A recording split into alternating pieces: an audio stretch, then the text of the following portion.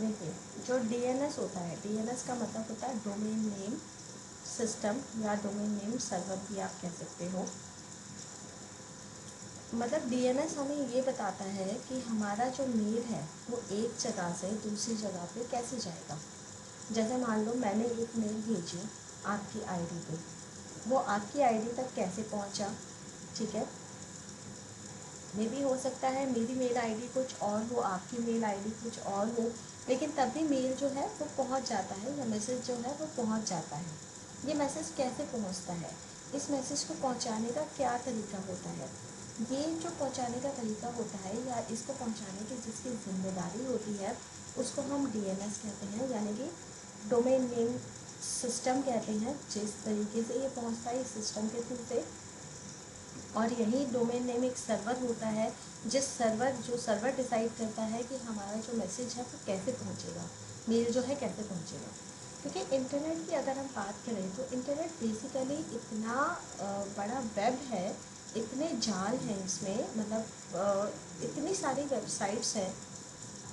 मुझे अगर America message भेजना है मैं इजीली भेज सकती हूँ, वो 2 सेकंड्स लगेंगे मुझे मेल भेजने में, लेकिन इंटरनल क्या स्ट्रक्चर होता है वो वहाँ तक पहुँचने का, एक कंट्री से दूसरी कंट्री में पहुँचने का भी क्या स्ट्रक्चर होता है, ये सारा हम अभी देखेंगे, इस डीएनएस में देखेंगे कि इंटरनली ये कैसे फंक्शन करता है, कैसे जो है डेटा हमारा पहुँचता है। ठीक है, इतना समझ में आया कि डीएनएस का मतलब क्या होता है। Yes ma'am. अब चलिए डीएनएस को हम करते हैं। तो an application layer protocol define how the application process running on the different system pass the message to each other, यानी कि एक एप्लीकेशन जो है हमारा डेटा एक दूसरे तक कैसे पहुंचाता है। DNS stands for the domain name system. DNS की फुल फॉर्म होती है domain name system. It is a directory service, ये डायरेक्टरी सर्विस होती है, प्रोवाइड करती है mapping between the name of host on the network and numerical address, यानी कि होस्ट के नाम और जो उसका न्यूमेरिकल एड्रेस है उससे। DNS required for functioning to the internet, यानी कि इंटरनेट की फंक्शनिंग के लिए डीएनएस यूज होता है। Each node is a tree, is a domain name, and full domain name is a sequence of the symbols specified by the dot. अब specific by the dot का मतलब है जो आईपी एड्रेस था, ये देखो, ये आपने आईपी एड्रेस हमने पिछली क्लासेस में हमने आईपी एड्रेस पढ़ा था। तो जो ये आईपी एड्रेस है ये बेसिकली हमारे क्लास टाइप बताता है कि कौन सी क्लास टाइप का हमारा नेटवर्क है और कौन सा सिस्टम है हमारा। लास्ट वाला जो नंबर होता है वो सिस्टम का नंबर होता है, ठीक है। तो इस आईपी एड्रेस, हर एक सिस्टम का अपना एक अलग आईपी होता है। तो यहाँ पे जो ये डॉट है उस डॉट के थ्रू से ये जो मतलब फुल डोमेन जो लेता है वो इसी सिंबल को रिजोल्यूट करता है, यानी कि सॉल्व करता है और फिर पर्टिकुलर सिस्टम पे हमारा मैसेज पहुँचाता है। DNS is a service. DNS क्या है, ये सर्विस है दैट ट्रांसलेट। इसका मेन काम क्या होता है, डोमेन नेम को आईपी एड्रेस में कन्वर्ट करना। डोमेन नेम क्या है, जैसे आपने लिखा www.google.com, ये डोमेन नेम हुआ, ठीक है। बट हमेशा डोमेन नेम पे काम नहीं होता, इंटरनेट जो काम करता है वो आईपी एड्रेस पे काम करता है। तो जो google.com हमने लिखा है, इस google.com के पीछे एक आईपी एड्रेस होगा, उस आईपी एड्रेस को कौन बताएगा, उस आईपी एड्रेस को बताने का काम डीएनएस का होता है। डीएनएस हमेशा नेम को आईपी में बदलता है। This allow the user of the network to utilize the user friendly name looking for the other host instead of remembering the IP address. अब देखो, अब ये दो चीज़ें हमारे पास क्यों रखी गई है, एक आईपी एड्रेस भी रखा गया है, दूसरा नेम भी रखा गया है, ठीक है। अगर मान लो मुझे कोई वेबसाइट ओपन करनी है, ठीक है, उस वेबसाइट का कुछ एक ऐसा आईपी एड्रेस है, तो मुझे वो आईपी एड्रेस याद रखना पड़ेगा उस वेबसाइट को ओपन करने के लिए, है ना। Yes ma'am. तो अगर हमें आईपी एड्रेस ओपन करना है वेबसाइट को, राखी मैम उधर अजय सर के रूम में सेकेंड इसके बाद जो है, तो आईपी एड्रेस मुझे याद रखना पड़ेगा। अब आईपी एड्रेस में कितने वेबसाइट्स का याद रखेंगे, ये याद रखना बहुत डिफ़िकल्ट है। ठीक है, आईपी एड्रेस को याद रखना बहुत ही ज़्यादा डिफिकल्ट होता है। आईपी एड्रेस हम याद नहीं रख सकते हैं, और हर एक पेज का एक अलग आईपी होगा, कुछ ना कुछ उसमें चेंज हो जाएगा। तो इस वजह से क्या होगा, एक डोमेन नेम सिस्टम बनाया गया है, एक नेम सिस्टम बनाया गया है कि हर एक आईपी को एक फर्स्ट टू एक नेम दे दिया, google.com, yahoo.com, lilith.com, lilith.gov.in और amazon.com, flipkart.com, ये जितने भी नेम हैं, ये नेम तो बस हमारे लिए बनाए गए हैं कि हम इजीली उस नेम को याद रखें। और जब हम यहाँ पर एड्रेस बार में कोई भी नेम इसमें रखते हैं, जैसे मान लो मैंने यहाँ पे कोई भी नेम लिखा, जैसे मैंने लिखा अमेज़ॉन। अब अमेज़ॉन का डीएनएस अगर आपको सर्च करना है तो अमेज़ॉन का ये बताएगा कि अमेज़ॉन का आईपी क्या है।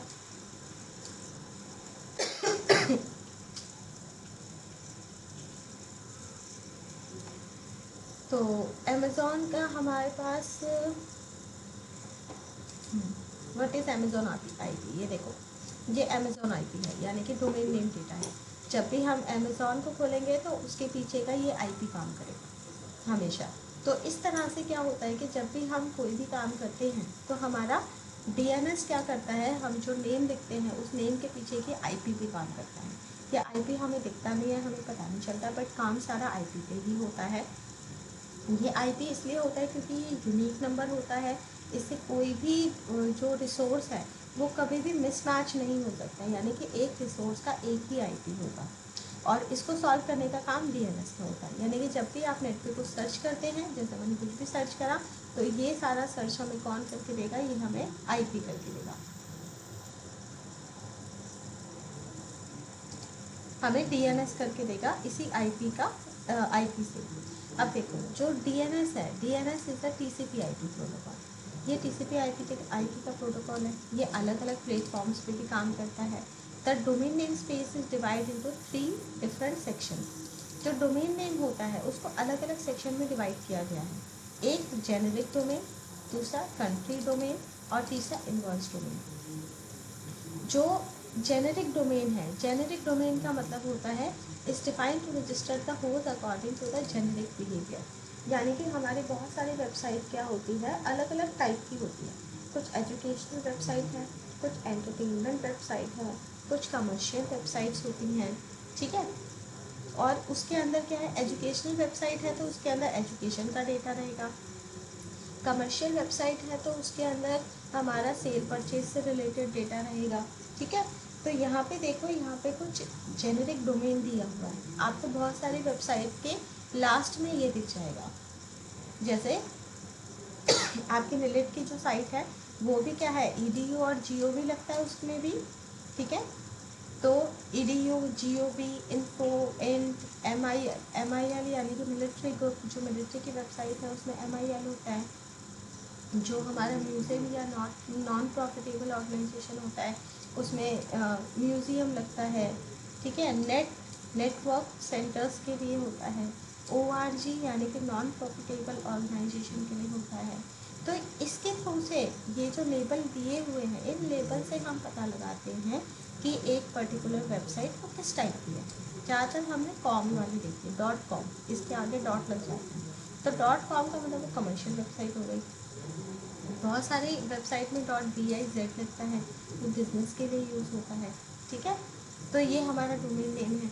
अब हमारा देखो डेटा कैसे जा रहा है, जैसे हमारा रूट लेवल है, रूट लेवल से ईडीयू पे गया, ईडीयू से इस पे गया, यहाँ से इस पे गया, यहाँ से इस पे गया, ये पूरा एक हमारा आईपी मतलब एक नेम बन गया। बट ये नेम क्या है, इसके पीछे एक आईपी काम करेगा, ठीक है। इस तरह से हमारा काम होता है। दूसरा इसमें कंट्री डोमेन होता है।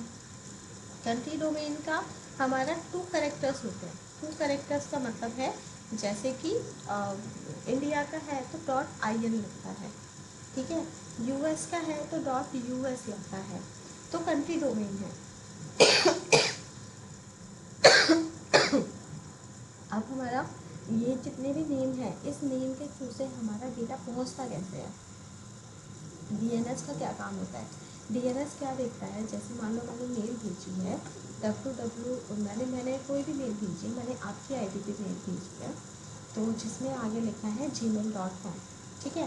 अब gmail.com लिखा है तो सबसे पहले वो कहाँ जाएगा, पहले वो गूगल के पास जाएगा, गूगल से वो जीमेल के पास जाएगा, जीमेल के पास जाकर फिर वो उस पर्सन का नाम ढूंढेगा, XYZ करके होता है, तो जो भी पर्सन का नेम है फिर उस डेटाबेस में से वो उस पर्सन को सर्च करेगा और उस पर्सन तक मेल पहुंचेगा।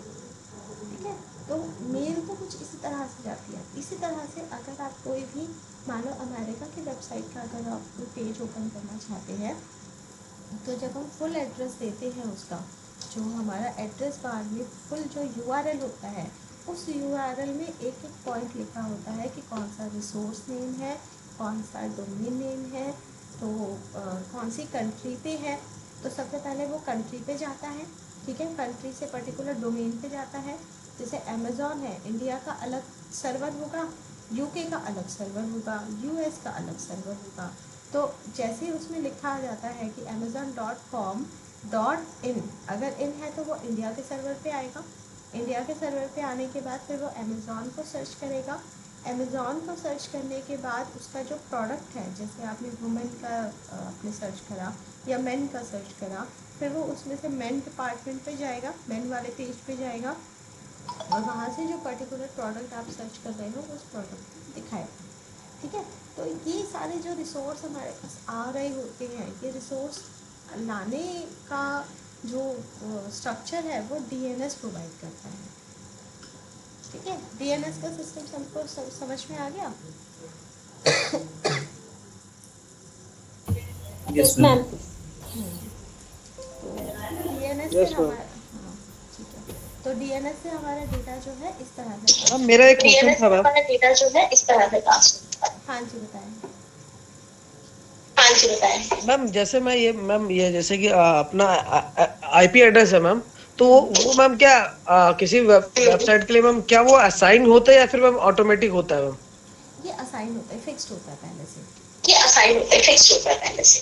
अच्छा, तो मैम ये असाइन करवाने पड़ते होंगे ना मैम अगर नहीं, हमें, जैसे ही आप कोई वेबसाइट जब आप लॉन्च या करते हैं ऑटोमेटिक हो जाता है? नहीं, जैसे हाँ, आप ये कोई अपने आप वेबसाइट हो आप जाता है। लिखते हैं ना, यस। हाँ ये अपने आप हो जाता है। अच्छा अच्छा अच्छा अच्छा। अच्छा मैम वो जो कैटेगरी, तो मैम मैम जो कैटेगरी था ABCD करके उसी उसी के हिसाब से ना मैम? ABCD में कोई ठीक .com ठीक है। ABCD .edu नहीं, कोई उस हिसाब से। .com.edu उस हिसाब से। अच्छा अच्छा अच्छा अच्छा, ठीक ठीक है मैम।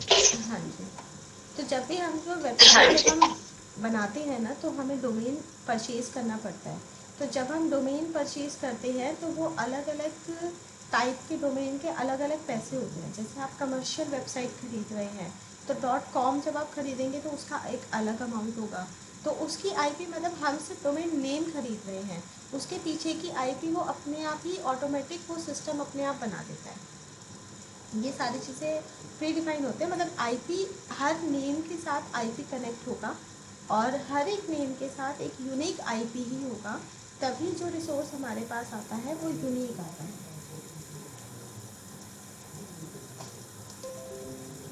ठीक है। Okay ma'am. अब हम बात करते हैं MAC address and IP address. अभी हमने एक IP देखा जो हमारी वेबसाइट से रिलेटेड था। अब ये मैक का मतलब क्या होता है और इस IP एड्रेस का मतलब क्या होता है, किसी को आइडिया है?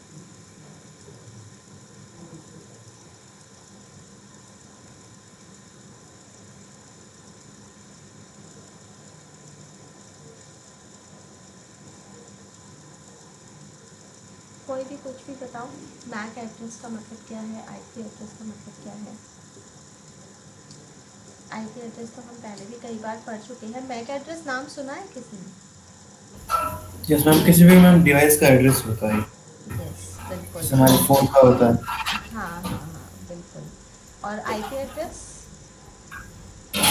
आईपी एड्रेस भी मैम फोन का होता है। फिर दोनों में क्या डिफरेंस होता है जब दोनों ही फैलते हैं, मैक और IP? हमको तो मैक नहीं एड्रेस, मैम मैक एड्रेस एक पर्टिकुलर मशीन के लिए होता है, मतलब फिक्स होता हो। यस। और आईपी एड्रेस डिफरेंट, मतलब अगर मतलब चेंज भी हो सकता है। यस वो बिल्कुल। कंपनी प्रोवाइड कराती है जो इंटरनेट सर्विस प्रोवाइडर है, और मैक एड्रेस फिजिकल होता है जो डिवाइस का पर्टिकुलर एक फिक्स होता है। बिल्कुल ठीक, बिल्कुल ठीक, आपने तो प्रॉपर आंसर बता दिया। मैक और आईपी में बेसिकली डिफरेंस ही यही होता है कि अगर हम एक डिवाइस की बात करें, अगर आपके फ़ोन की बात करो, आप लैपटॉप की बात करते हैं, आप अपने कंप्यूटर सिस्टम की बात करते हैं, किसी भी डिवाइस को आप ले लो, उस डिवाइस के ना दो एड्रेस होते हैं। एक होता है मैक एड्रेस। मैक एड्रेस को हम फिज़िकल एड्रेस कहते हैं, यानी कि वो कभी भी चेंज नहीं होता। उस सिस्टम का जो एड्रेस है वो वही रहता है, मैक एड्रेस कभी भी चेंज नहीं हो सकता। जैसे मेरे फ़ोन का जो एड्रेस है मैक एड्रेस, वो हमेशा वही एड्रेस रहेगा जिससे मेरा फ़ोन जो डिवाइस है वो डिवाइस जाना जाएगा, ठीक है। बट आईपी एड्रेस क्या होता है? आईपी एड्रेस एक लॉजिकल एड्रेस होता है। ये लॉजिकल एड्रेस हर बार बदल सकता है, लेकिन ये लॉजिकल एड्रेस मिलता कब है? ये लॉजिकल एड्रेस तब मिलता है जब आप नेटवर्क से कनेक्ट होते हैं, यानी कि जब भी आप नेट कनेक्ट करते हैं, नेट ऑन करते हैं अपने डिवाइस में, ठीक है, या डिवाइस पे नेट कनेक्ट करते हैं, हर बार आपको एक लॉजिकल आईपी प्रोवाइड होता है जिसको हम आईपी एड्रेस कहते हैं। यानी कि इंटरनेट की वर्चुअल दुनिया में आपको आईपी एड्रेस के थ्रू से पहचाना जाएगा। आईपी एड्रेस आपका एड्रेस होता है, दैट इज़ वर्चुअल एड्रेस जो इंटरनेट की दुनिया में है। और मैक एड्रेस फिजिकल एड्रेस होता है, एक्चुअल वाला एड्रेस होता है जो आपके डिवाइस का है, जो कभी भी बदला नहीं जा सकता। ये बेसिक डिफरेंस होता है मैक एंड आईपी के अंदर। दोनों ही मैक और IP address are uniquely define a device on internet, यानी कि इंटरनेट पे हमारा जो डिवाइस है उन्हें कैसे पहचाना जाएगा? मैक और आईपी से। NIC card manufacture provide the MAC address. अब NIC कार्ड क्या होता है कि एक आपके फ़ोन और सिस्टम में एक कार्ड लगा होता है जिसको NIC बोला जाता है, जिसको नेटवर्क इंटरफेस कार्ड बोलते हैं। ये नेटवर्क इंटरफेस कार्ड जो होता है, जब तक ये नहीं होगा तब तक आपका इंटरनेट कनेक्ट नहीं होगा। ये नेटवर्क के लिए ही यूज़ होता है, ठीक है। तो उस NIC कार्ड का जब भी वो बनता है, मैन्युफैक्चर होता है, तो एक एड्रेस उसको प्रोवाइड किया जाता है, एक नंबर उसको प्रोवाइड किया जाता है जिसको हम मैक एड्रेस बोलते हैं। ऑन द अदर हैंड जो सर्विस प्रोवाइडर होता है वो प्रोवाइड करता है आईपी एड्रेस। अब सर्विस प्रोवाइडर यानी कि इंटरनेट सर्विस प्रोवाइडर, जहाँ से आपने इंटरनेट लिया है, आप जियो का नेटवर्क यूज़ कर रहे हैं, आप एयरटेल का यूज़ कर रहे हैं, आप और कोई नेटवर्क यूज़ कर रहे हैं, जो भी नेटवर्क आप यूज़ कर रहे हैं वो इंटरनेट सर्विस प्रोवाइडर है। वो आपको एक एड्रेस देता है जिसको हम आईपी एड्रेस कहते हैं। Main difference MAC and IP providers that MAC address used to ensure the physical address of the computer, ठीक है। मैक हो गया physical, uniquely identify the device on network, यानी कि नेटवर्क पे डिवाइस को आइडेंटिफाई करता है यूनिकली, एक डिवाइस का एक ही मैक एड्रेस होगा। While IP address are uniquely define the connection of network that the device take a part of the network, यानी कि वो कनेक्शन की बात करता है, ठीक है। आईपी एड्रेस कनेक्शन की बात करेगा और कनेक्शन को एक एड्रेस प्रोवाइड करता है। दोनों के बीच में डिफरेंस देख लेते हैं। मैक एड्रेस की फुल फॉर्म होती है मीडियम एक्सेस कंट्रोल, आईपी की फुल फॉर्म होती है internet protocol. MAC address is 6 byte, यानी कि 6 बाइट का हेक्साडेसिमल एड्रेस होता है। और जो आईपी एड्रेस होता है, ये मैंने पहले भी बताया था कि ये आपका IPv4 होगा या IPv6 होगा। Device attach the MAC address with the ARP protocol. अब जो मैक एड्रेस है उसको कौन प्रोवाइड करता है? वो ARP प्रोटोकॉल के थ्रू से पता चलता है। ARP address resolution protocol. ARP का मतलब ये होता है पर्टिकुलर डिवाइस के एड्रेस को पता करना।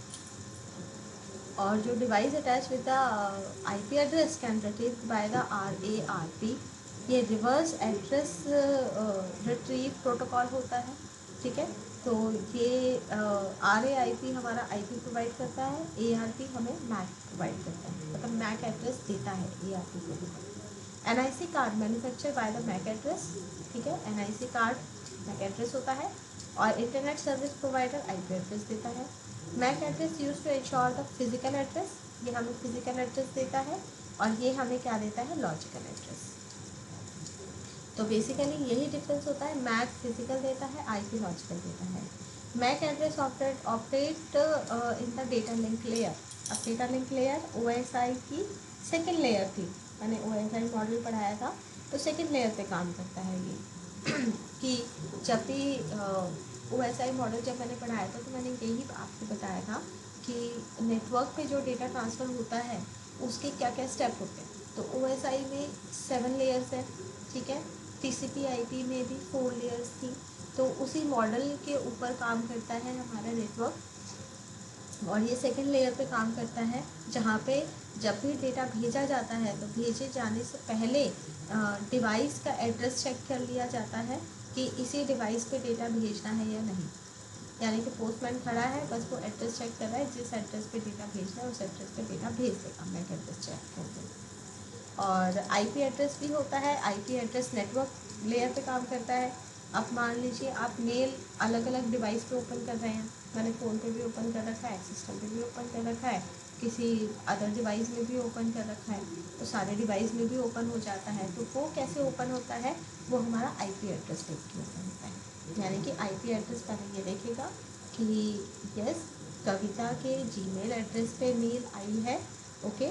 और जब भी हम ओपन करते हैं उस मेल को तो वो मैक एड्रेस के थ्रू से हमारा ओपन करता है। यानी कि पहले नेटवर्क लेयर आता है, फिर उसके बाद डेटा लिंक लेयर आता है।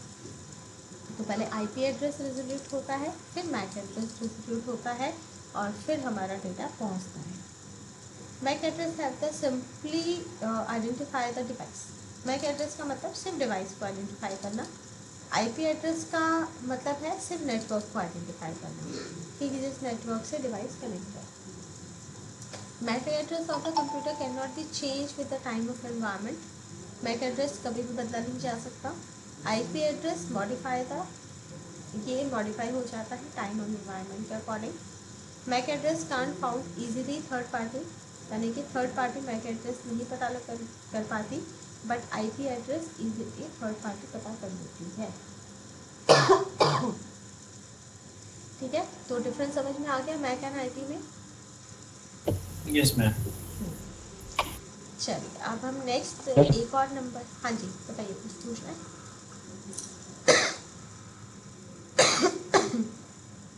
कुछ पूछना था अभी किसी को?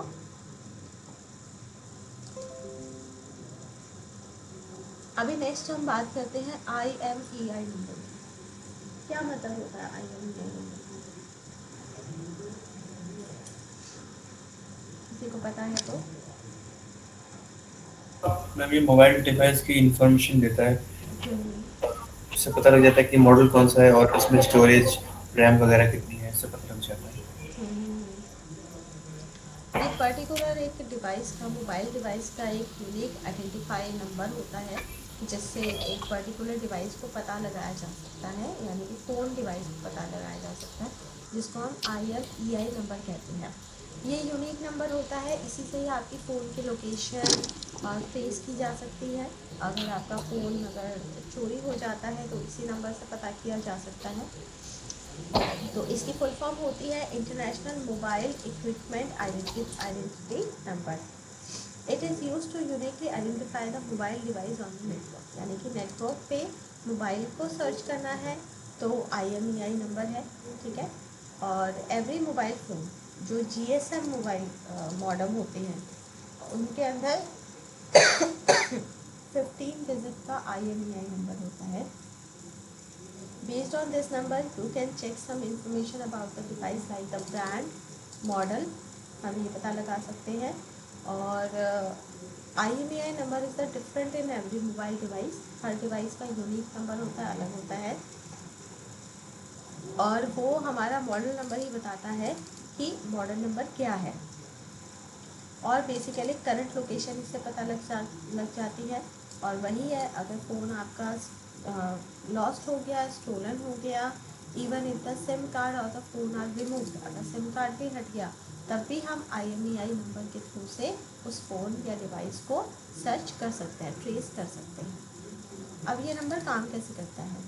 IMEI number the numerous purpose like the identify the manufacturer and seeing if the anyone has even reported it is stolen, कि अगर वो स्टोल हुआ है, मतलब चोरी हुआ है या क्या हुआ है, तो IMEI नंबर से पता चल जाता है। दैट फ़ोन में आप IMEI मतलब अपना नंबर आप कैसे चेक कर सकते हो? उसको चेक करने के लिए आपको बस ये वाला नंबर डायल करना है, *#06#। अगर आप ये करते हो तो IMEI नंबर आपका दिखा देता है, उसकी स्क्रीनशॉट लेके रख लो। 15 डिजिट का है, याद कर सकते हो तो याद भी कर सकते हो। तो इस तरह से हम IMEI नंबर को ले सकते हैं और उसको हमेशा यूज़ करके आप अपने फ़ोन को पता लगा सकते हो। If your phone has been stolen or forget to check write down the IMEI number still can be located. Checkbox has a box in your phone come in.